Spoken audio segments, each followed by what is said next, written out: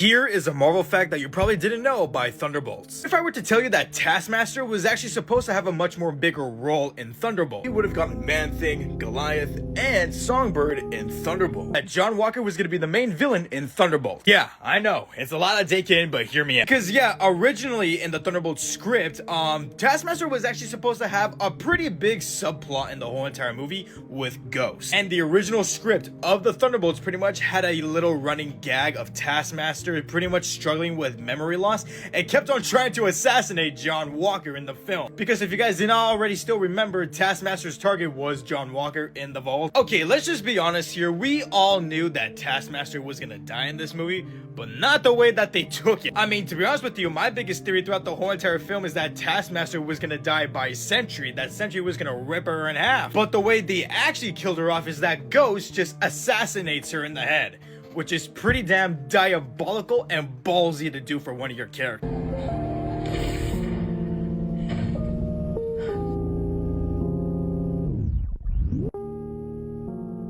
And it just proves as well too that Marvel, they even knew they effed up the character so badly, and so they decided why not just kill off the character very damn early in the whole entire movie. But to be honest with you, I wouldn't mind the whole entire Taskmaster and Ghost and John Walker subplot that she was gonna be getting in this whole entire film. Hey, who knows, maybe in the distant future we could get the actual real Taskmaster. You know, the one that we've been wanting since Black Widow. In the earlier drafts of making this movie, the director actually revealed that John Walker was supposed to be the big bad. The whole idea was that Val was gonna manipulate him to thinking that his serum was wearing off, and so she was doing these medications to pretty much keep him going. And the medication is actually called the Hulk Bomb, or as she called it, a bomb, which is that she is referring to this character, a bomb. So originally throughout the whole entire script, Val was about to make John Walker into a bomb. The whole entire story was going to be exactly the same, except for Bob going to be around, and it's just going to be just John Walker as the main villain. Now, I was going through some old subplots, and yeah, some of these subplots seem a bit similar to a certain project. Just like how the leader gave Thunderbolt Ross a bunch of medication that was hooked